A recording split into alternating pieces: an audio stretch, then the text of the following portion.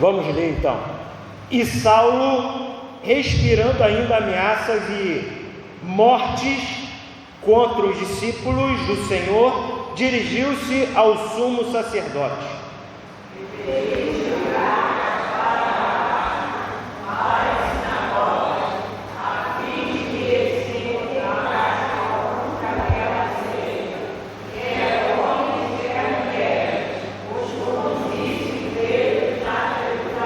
E indo no caminho, aconteceu que, chegando perto de Damasco, subitamente o cercou um resplendor de luz do céu.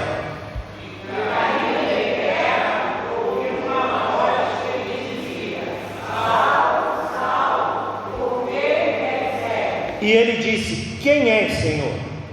E disse o Senhor: eu sou Jesus, a quem tu persegues. Duro é para ti recalcitrar contra os aguilhões. E ele, temendo que agora disse: Senhor, que queres que eu faça? Ele disse: Senhor, levanta-te e entra na cidade, e ela será fazer. E os homens que iam com ele pararam espantados, ouvindo a voz, mas não vendo ninguém. E Saulo levantou-se da terra e, abrindo os olhos, não via ninguém.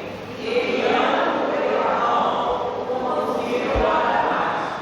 E esteve 3 dias sem ver, e não comeu, e nem bebeu. Vamos orar? Feche seus olhos, ore comigo. Todo-Poderoso, fala comigo nessa manhã. Queremos ouvir a Tua voz. Se revela nessa manhã poderosamente, mostrando o que está encoberto, mostrando as chaves e os códigos que precisamos para o dia a dia da nossa vida. Revela-se como o Senhor revelou-se a Saulo no caminho de Damasco. Em nome de Jesus. Amém. O título da mensagem dessa manhã, vamos repetir juntos?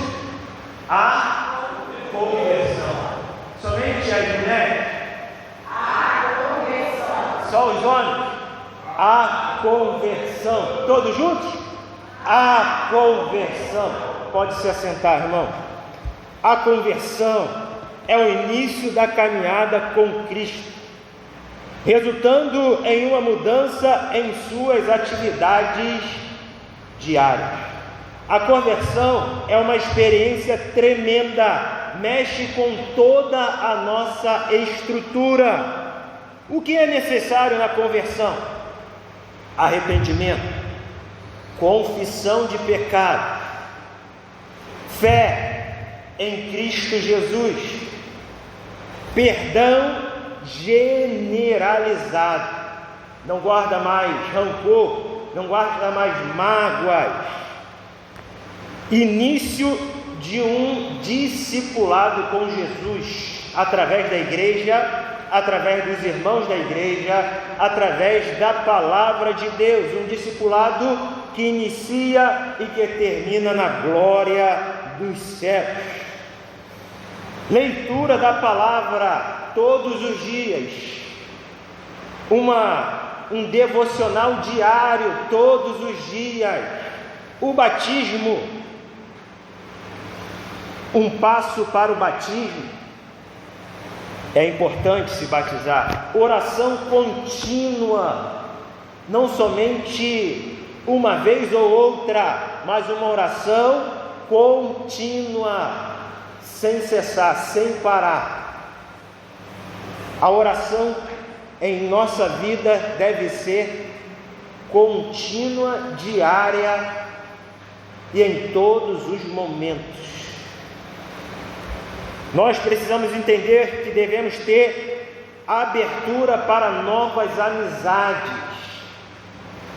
Quando entregamos nossa vida a Jesus, a conversão nos abre para uma grande família, não somente da igreja local onde nós fazemos parte de Oswaldo Cruz, a igreja do Senhor Jesus que é espalhada por essa terra. Nós temos uma ligação com a igreja total.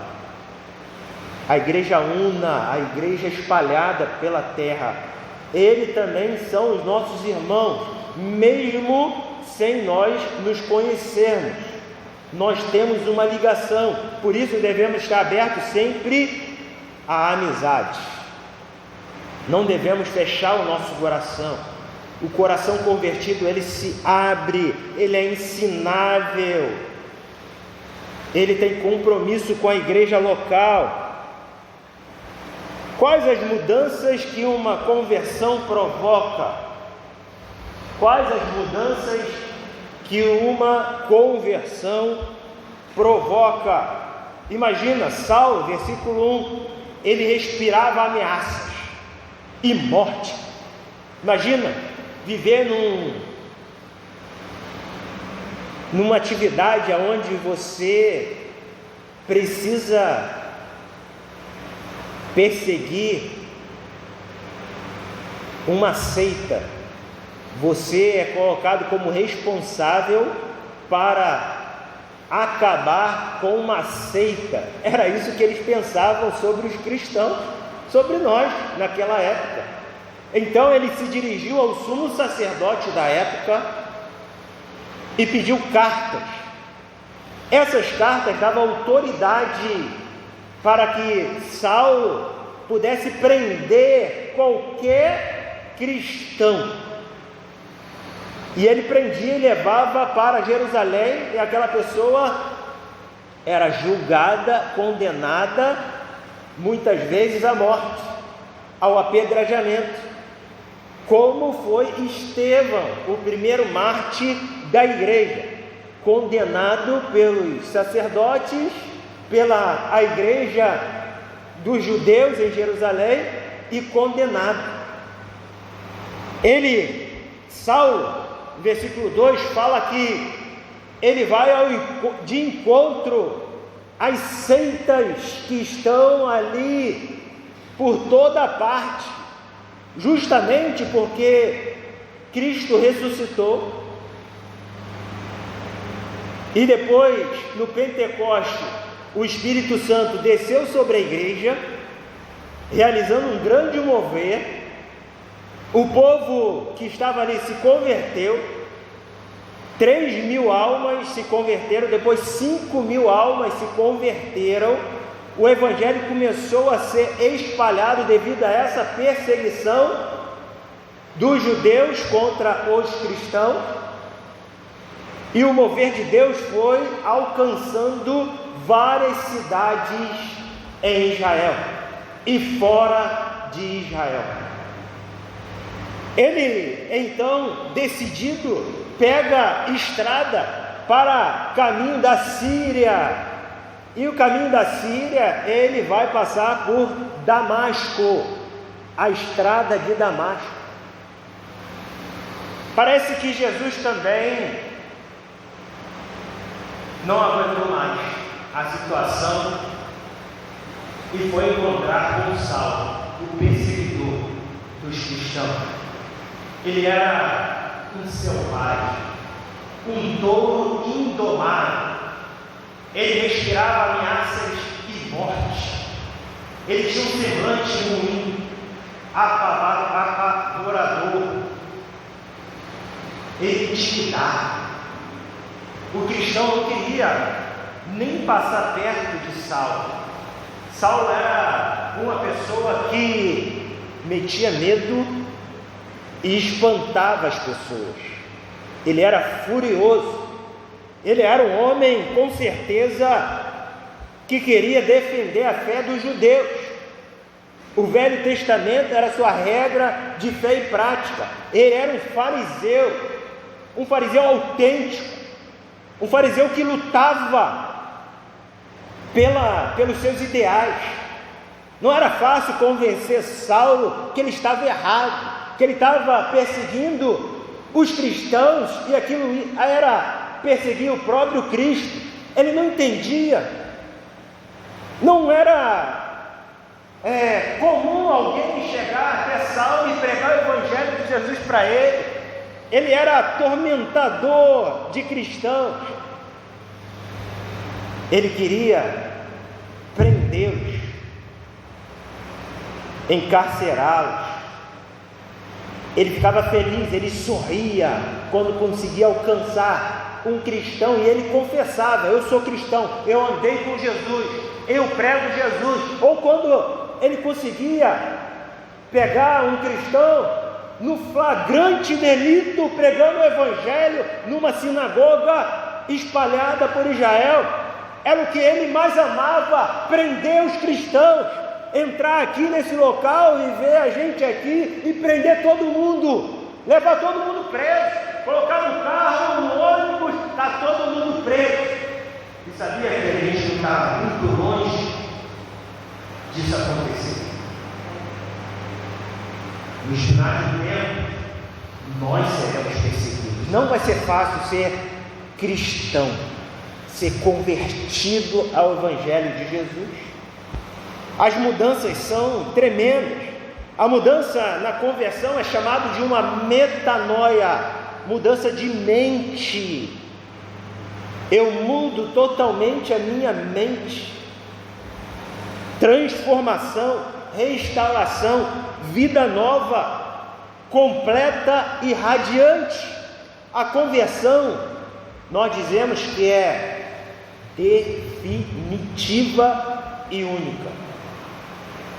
Vamos repetir? A conversão é definitiva e única. Não se brinca com Deus na conversão. Só Ele sabe quem se converte de verdade. Entende?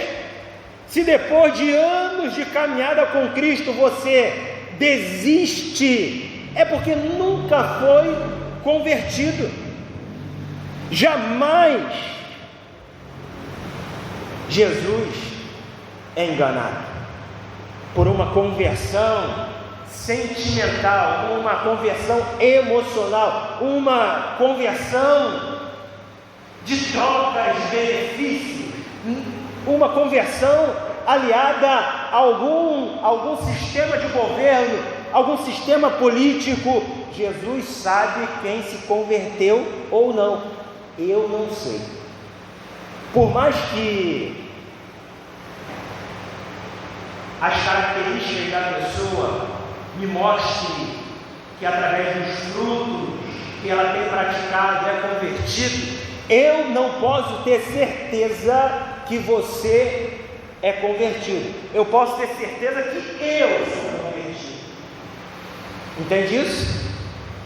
Olha o que diz Mateus 7, 22 e 23. Muitos me dirão naquele dia: Senhor, Senhor, não profetizamos nós em Teu nome?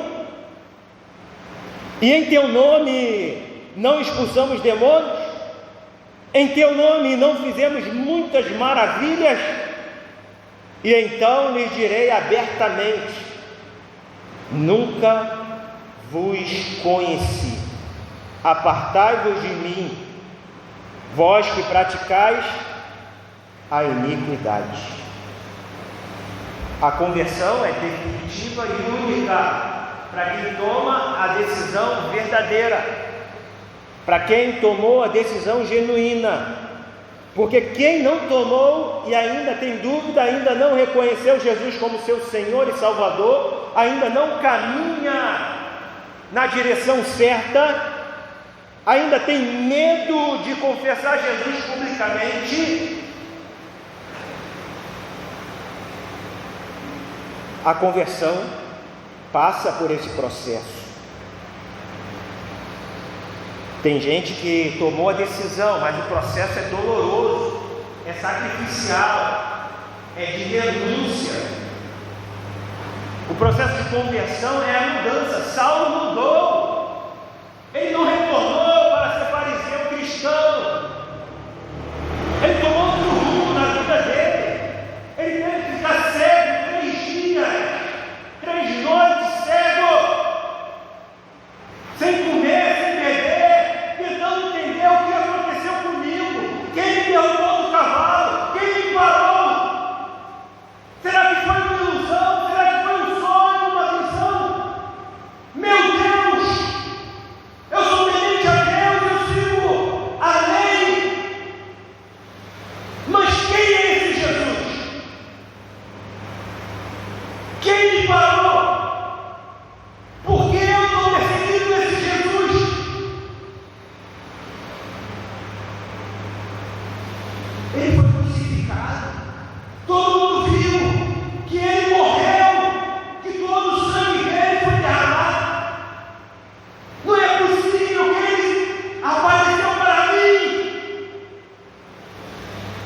Algumas conversões são mais fortes, porque os corações são mais duros. O coração de Saulo era duro, como de um selvagem, como de um lobo, indomável, feroz, algoz,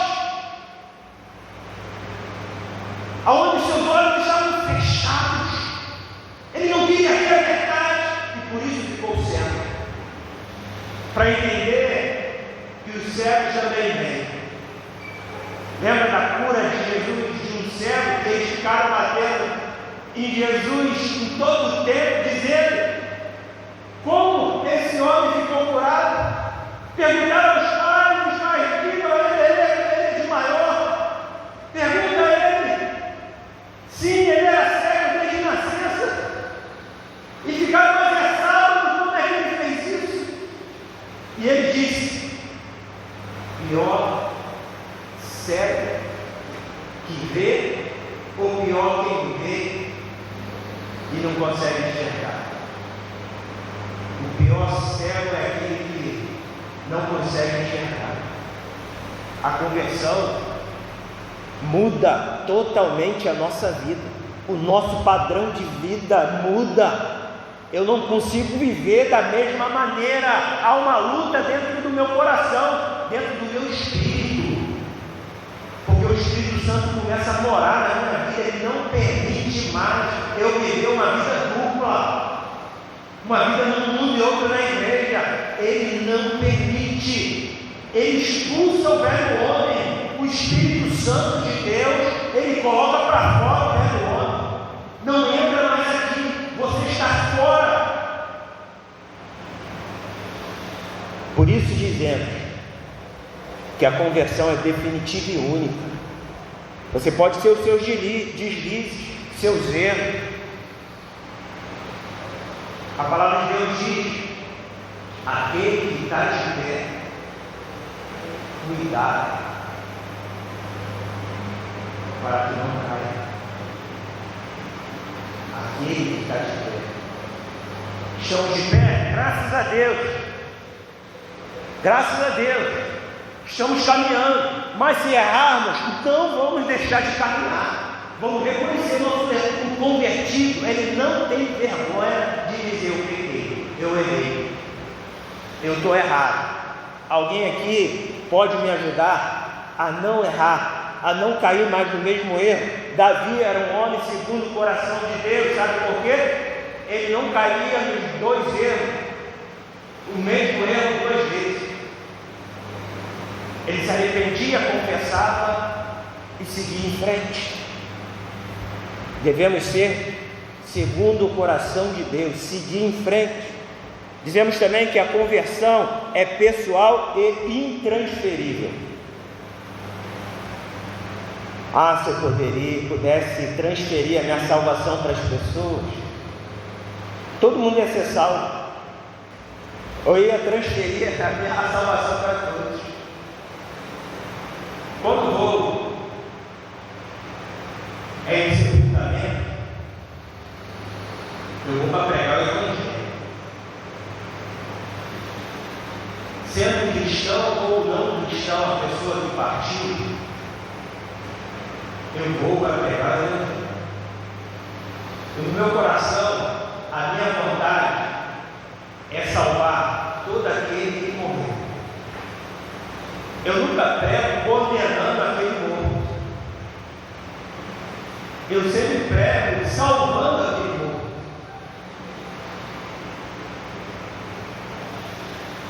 Prefiro errar pelo excesso, mas quem salva é Jesus.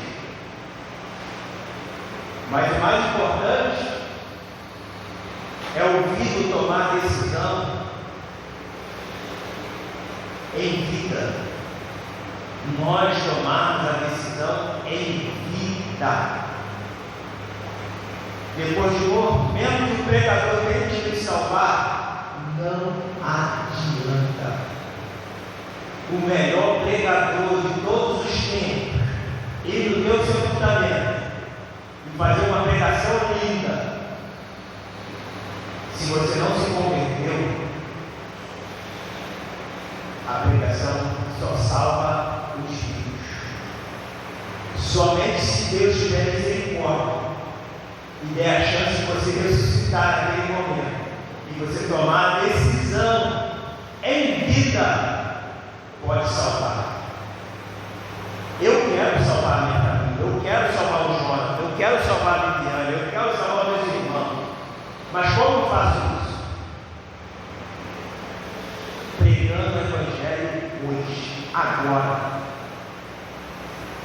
Abrindo minha casa para que o Evangelho possa ser pregado. O Evangelho de Jesus é poderoso, ele salva as crianças. Ele converte as crianças. A conversão é pessoal e intransferível. Não posso transferir, não posso terceirizar a minha conversão. Eu não posso passar nos portões celestiais com uma carteira falsa, João. É proibido repassar a minha senha. Toma minha senha aqui, quando chegar lá, digita a minha senha. Aí vai sair lá a foto sua e Deus vai, essa foto aqui não é sua. Não, eu peguei a senha emprestada. Não adianta ser emprestada. Não vai passar. Não tem repescagem no céu. Sabe o que é repescagem? Uma segunda chance ali na hora. Não tem. Eu não posso emprestar minha salvação para ninguém, nem para a pessoa que eu mais amo. O que você pode fazer é pregar e orar para que essa pessoa se converta em vida. Eu tomo minha decisão. Ninguém pode responder por mim. Sou eu que tomo a decisão. Ninguém pode responder por mim. Essa decisão é minha, é única. É como se você estivesse casando e você tem que responder sim ou não. Com Jesus é assim, sim ou não. E com Jesus é diferente. Nem a morte separa você dele. Aqui na terra separa a morte os casais, mas de Jesus nem a morte nos separa. Pensando nisso, quais as mudanças de uma conversão pode provocar em minha vida? Eu penso, como resgatar a minha identidade, a identidade original que eu tenho. Saulo entra na história da igreja sendo um perseguidor de cristãos. Saulo era muito fervoroso com a lei de Deus, orgulhoso por ser fariseu, decidido em destruir os seguidores de Jesus. Era um selvagem sem tolerância aos cristãos. Você e eu temos um passado na escuridão. Tem. Eu fui criado na igreja, mas eu tenho passado na escuridão, tenebroso, um passado feio, um passado de mentira, de palavrão, de malcriação, de desobediência, de mentira. É verdade. Porque a gente tinha um passado mais tenebroso, de homicida, de tráfico de drogas, de assassino,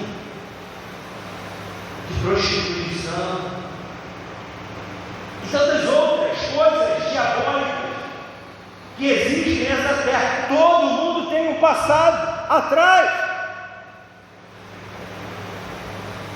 que deve ter vergonha,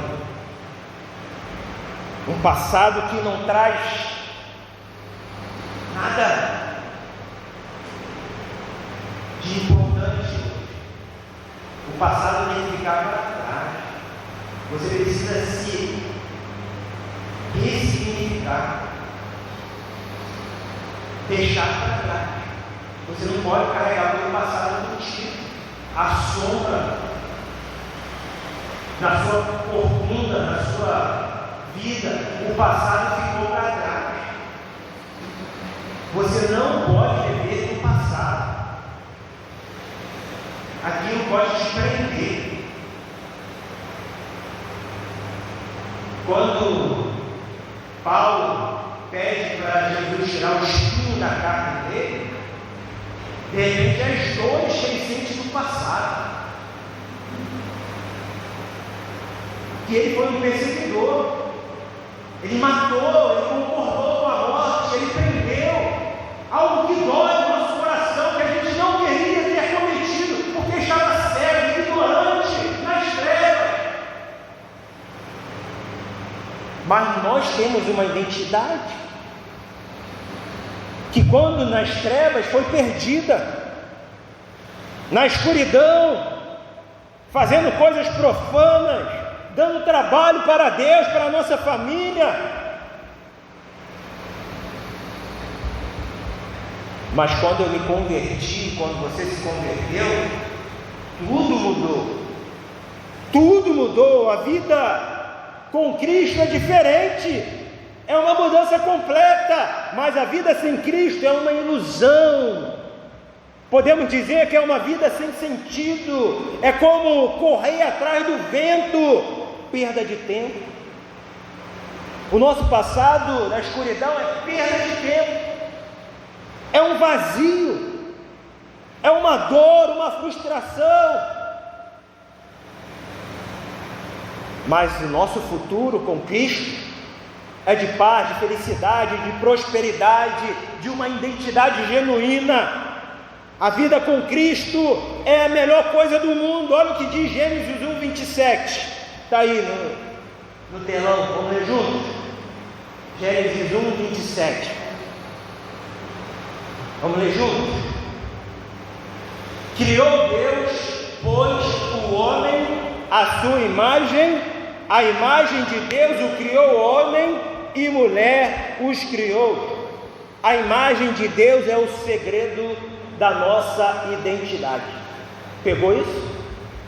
Guarda isso. A imagem de Deus é o segredo da nossa identidade. A imagem foi perdida com o pecado, destruída e lançada fora do jardim de Deus, do Éden.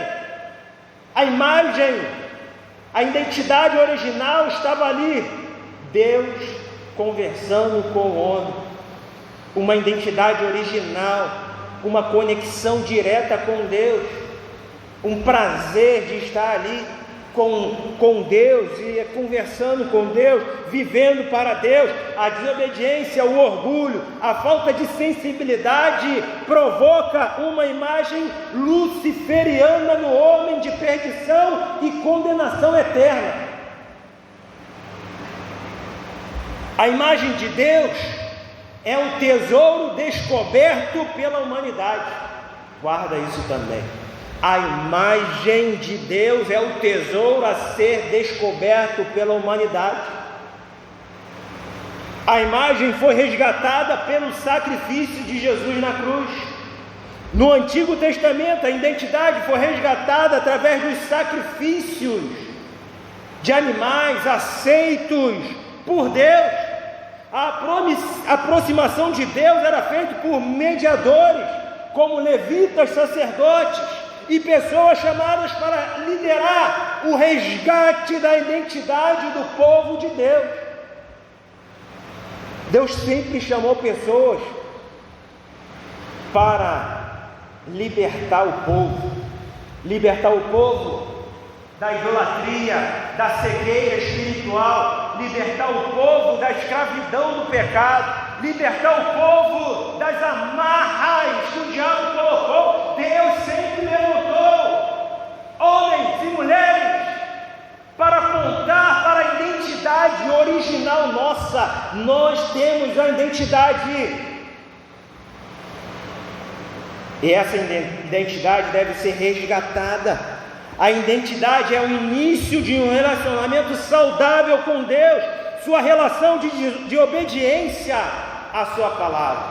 Isso é a identidade que temos com Deus. A sua ordem provoca mudanças o quê?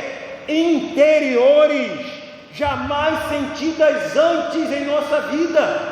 É uma verdadeira conversão. A identidade é o início de sentir amado por Deus. Você é convertido, você é amado por Deus, você é valoroso, valiosa, princesa, rainha de Deus. Eu sou rei, príncipe de Deus, eu sou amado por Deus.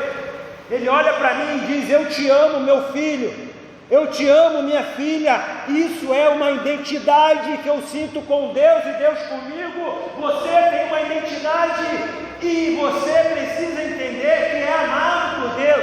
Essa é a identidade, a imagem que temos de Deus. Por isso devemos nos valorizar. Você é valioso, você é valiosa. Olha para mim, você é importante. Deus enviou seu Filho ao mundo porque Ele queria converter você e eu. Ele queria andar junto conosco. Ele queria que pudéssemos ouvir a sua voz, ver as suas maravilhas. A identidade traz respeito próprio. Diz: eu tenho respeito próprio, eu sou valioso. Diz para você mesmo: eu tenho respeito próprio, eu tenho uma identidade. Essa identidade foi Deus que me deu. Diz assim: a identidade produz confiança em Deus. Eu tenho confiança em Deus, eu sei que eu vou conquistar, que eu vou avançar, que a minha família vai se dobrar diante de Deus, que eu vou pregar o Evangelho e pessoas vão se converter também. A identidade é original, você e eu somos originais. A identidade provoca uma maturidade espiritual absurda. Sabe o que é isso? Maturidade espiritual absurda. As suas emoções, a sua vida está imersa em Cristo Jesus. Nada te abala, nada, nenhum problema vai fazer você parar. Nada vai parar você. Pensa aí na maior guerra do mundo, o maior problema do mundo. Você é convertido, você tem a identidade original que Jesus colocou na sua vida, no seu coração, na sua mente. Nada vai te parar. Ninguém vai te parar. Porque você confia em Deus. A tua confiança é absurda, é completa em Deus. Está com problema em casa, está com problema com a família, está com problema no trabalho. Isso não é nada diante do que Deus vai fazer, a porta que Ele vai abrir. Ele é poderoso, Viviane. Ele está conosco. A identidade, a sua identidade é a imagem e semelhança de Deus. A sua identidade realiza um controle emocional inabalável. E por último, como ativar o propósito de Deus na minha vida? Você tem que ser convertido. Você precisa resgatar a sua identidade com Deus. Saber quem você é. Você não é o que o mundo diz que você é. Você não é o que o diabo diz que você é. Você não é o que as pessoas do mundo diz que você é. Você é o que Deus diz que você é. Você tem uma identidade. E com isso você caminha para o propósito de Deus. Paulo recebeu a sua identidade e caminhou para o propósito de Deus. Qual o propósito de Deus na sua vida? Isso, a conversão ativa na sua vida. Ela não está perdida não, não está perdido o propósito não. Está bem perto de você, você está vivendo o propósito de Deus na sua vida. Se você é convertido, a imagem de Deus está contigo. E o propósito de Deus é encontrar o que Deus está fazendo. Sabe uma corrida de bastão? uma corrida que você passa o bastão.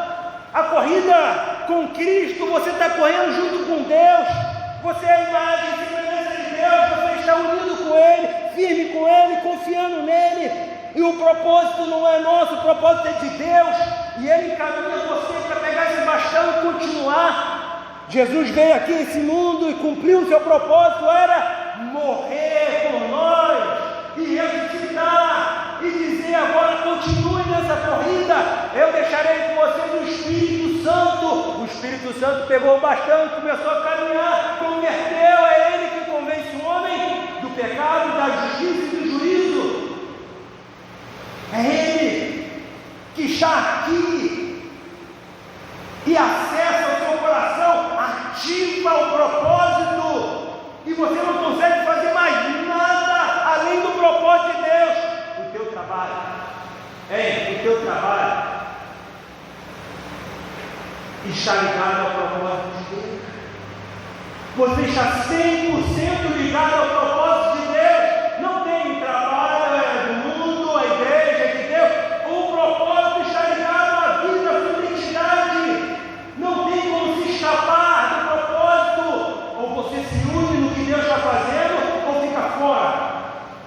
Até você despertar, até ser ativado, até ser convertido e viver essa maravilha, viver esse propósito. É demais, é poderoso. Quando o propósito de Deus é ativado em nosso coração, ele agita a nossa vida. Agita. Eu fico agitado, meu coração está pegando fogo. A unção de Deus, eu quero pregar, eu quero anunciar, eu quero revelar a palavra de Deus, eu quero ensinar. E se eu estou trabalhando, eu ensino. Se eu estou andando, eu prego. Se eu estou indo em uma direção, eu ajudo. Minha vida é no propósito, é na caminhada, é fazer novas amizades, é olhar no outro e falar: esse é um assassino, vai se converter. Esse cara é cara duro, cara feio, mas vai se converter. O propósito de Deus anda junto com a gente, dia após dia, noite após noite. Você não dorme sem pensar no propósito, não acorda sem pensar no propósito. O propósito é tudo, para te dar força, para caminhar, para te dar felicidade. Sem propósito a gente fica com a cara triste, decepcionado, sem saber o que fazer, procurando alguma coisa, mas com um propósito. Tudo que a gente faz é ligado a Ele. O sobrenatural produz desejo de multiplicar discípulos, revelando o amor sacrificial de Jesus, promovendo a proclamação da palavra de Deus através do ensino, desbloqueando pessoas através da graça de Jesus. É muito poder, é muita unção, é um mover sobrenatural. Eu e você aqui, nessa manhã, temos um mover. Deus conta com a gente para fazer grandes mudanças na nossa vida e através de nós. Todo dia é dia de mudança, todo dia é para renovar suas forças, todo dia é para você ativar o teu propósito, é lembrar dele, é não esquecer, é vivê-lo, é amá-lo, é respeitá-lo. Precisamos estar nesse movimento, precisamos estar conectados nesse propósito. O propósito é incondicional. O propósito é incondicional. Ele nos pega. Não sou eu que corro atrás dele, ele nos pega numa velocidade imensa. E você não tem dúvida, eu estou vivendo o propósito de Deus. Saulo se entregou ao propósito, deixando para trás toda a sua vida antiga. Ele deixou tudo para seguir a sua nova vida, mudando de planos. São duas pessoas, o Saulo e o Paulo. Mesmo que seja uma variação do grego para o hebraico, mas aqui há uma modificação. O Saulo morreu e quem vive agora é o Paulo. Quem morreu na sua vida? O eu. Eu não mando mais nada, quem manda é Cristo na minha vida. Eu não preciso ter vergonha de nada, nem de ninguém, porque eu vivo Cristo, a minha vida é para Cristo. A minha vergonha é não confessar o meu pecado diante dos irmãos. Eu preciso confessá-lo, deixá-los diante de Deus e correr, cumprir o propósito e a realização de uma vida inteira. O quanto antes você enxergar que a sua vida foi feita para realizar o propósito de Deus, mais rápido você vai querer se converter. Começa na conversão.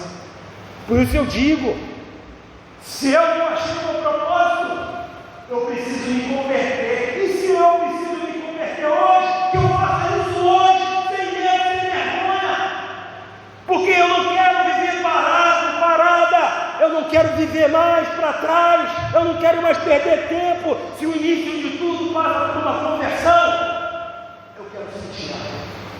Se minha vida ainda está fria, vazia, é porque eu não me converti ainda, se eu não achei o propósito de Deus ainda, é porque há algo errado comigo, não com Deus. Algo que Deus tem que fazer na minha vida, mudar a minha vida, transbordar a minha vida. Eu não consigo mais viver se eu não sou convertido. Eu preciso que Ele faça isso hoje. E esse é o apelo para a igreja nessa manhã. Eu queria orar por você e por mim. Se a gente não passou ainda por esse caminho, precisamos iniciar urgente hoje. 44 anos que eu tenho para trás não significa nada com Jesus para frente numa conversão genuína e verdadeira. Eu não posso me convencer que me converti. Eu tenho que ter certeza que Deus entrou na minha vida. Eu tenho que ter certeza que o pecado não satisfaz o meu desejo, que o pecado não é prazeroso para mim. Eu tenho que ter certeza que o pecado me destrói, o pecado me traz tristeza e não o contrário. Eu preciso da conversão, eu preciso me converter. E eu queria orar por você essa manhã. Feche seus olhos, ore comigo.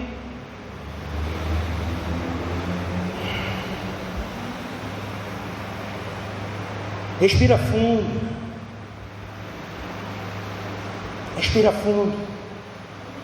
Medita no Senhor nesse momento. Imagina se hoje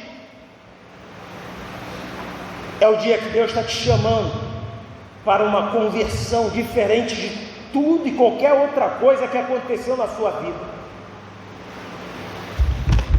Se hoje você, mesmo estando na igreja por muitos anos, hoje você quer decidir se converter.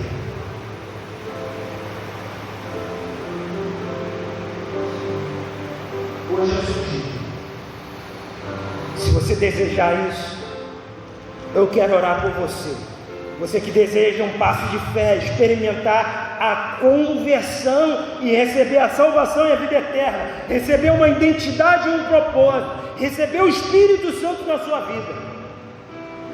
Está todo mundo de olho fechado. Se você decidir isso, eu quero me converter.